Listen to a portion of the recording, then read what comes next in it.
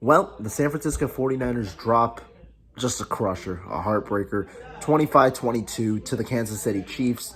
You look at this one, I mean, this one was close all the way down to the wire. Kansas City, obviously, with the touchdown to win it at the end. Let's break it down the way that we know best, just going through the game, analyzing it from a different perspective, just seeing what the 49ers could have done, because this one's just tough. This might have been the strongest 49ers team in the Kyle Shanahan era, potentially the weakest on paper team that the Kansas City Chiefs had. I mean, if you look at the Chiefs' leading receivers today, Justin Watson and Mecole Hardman, those aren't guys that you normally expect to be the leading receivers on Super Bowl winning teams, but Patrick Mahomes did Patrick Mahomes level things. You go to the first half, 49ers, I mean, they had opportunities. First drive, Christian McCaffrey fumbles. This is, yeah, I mean, it's a tough scene. You're all pro running back fumbling as you're approaching the red zone. Obviously, you don't get a score there. Later on, you know, your defense is doing really good. You're getting stops. Your offense really couldn't get much going overall. Excuse the ruckus in the back, but the offense, you know, just couldn't really get things going. And I think that was kind of the story of the game in terms of capitalizing on opportunities. 49ers had two different turnovers, didn't score on a single one, had an interception on the first drive against Patrick Mahomes in the second half, also had the fumble off of Isaiah Pacheco early when the Chiefs were, you know, in the red zone. Couldn't score against on either one. But there are just a lot of things that you could point to where, you know, it's not really one thing or one person that kind of ultimately contributed to this loss. There were a lot of factors. I mean, Jake Moody had a missed extra point. You can't really blame him because he hit two 50-yard field goals, something that a kind of field goals in general he had been struggling with in the playoffs, missing one in each of in the last two first halves. So, you know, there were issues there. But ultimately, the 49ers comes down to the line, had to settle for a field goal. Chiefs end up scoring a touchdown. That's kind of the end of the story. In overtime, the 49ers obviously chose to go for the ball, Kyle Shanahan said, because he wanted to get the ball again if they got a second opportunity. Unfortunately, he kicked the field goal. Mahomes gets the touchdown.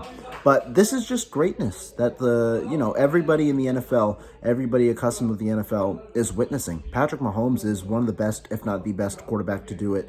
He's a guy who now is winning back-to-back Super Bowls, his third Super Bowl MVP. Overall, he's a guy who just knows what knows what to expect. He's a guy who consistently is able to make the right play. I call him the greatest game manager in the NFL right now. I don't mean that at all as an insult. I just think that he consistently tries to make game-winning plays. That was on display, especially on that final drive. Whether it's him running, he was the leading rusher for Kansas City today. Whether it's him throwing, whether it's him creating plays for his teammates.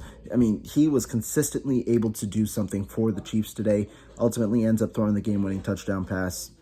Some highlights for the 49ers. I mean, I thought Kyle Shanahan had, a good focus early on. You saw the trickery with the Jawan Jennings play. And, I mean, the 49ers were driving a good amount. They just settled for a good amount of field goals. They had 3 field goals in this game. And, there were opportunities to be had when they didn't ultimately score.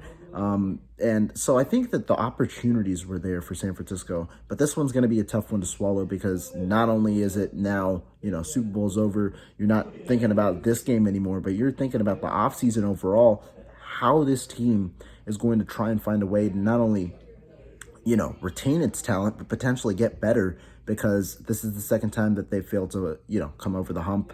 The 49ers now lose to the Chiefs for a second time. Shanahan is the first coach. Well, he's the only coach in NFL history to lose both overtime games in the Super Bowl. There's only been 2 in history, Shanahan with the Falcons, and now here in this one. So, this one's going to be a tough one to swallow for everybody. It's unfortunate because of the work that they've done to, they've won in a lot of different ways. It's been a great year with a lot of different talents on this team. But now the 49ers have a ton to figure out in the offseason. We'll see where they go from here. But there's going to be a lot of questions on how they can maneuver with all of their top players, what they're going to be able to do in terms of their own free agents, free agency, and also the NFL draft, where you've got a couple of holes you probably want to shore up with the talent that might end up leaving. But overall, those questions, that's for later in the offseason. Just a really tough loss for the 49ers in this one. One where, they competed hard. They were in it until the end. Ultimately fall short, though, once again. This one's a tough one. 49ers probably going to have a tough time swallowing this one.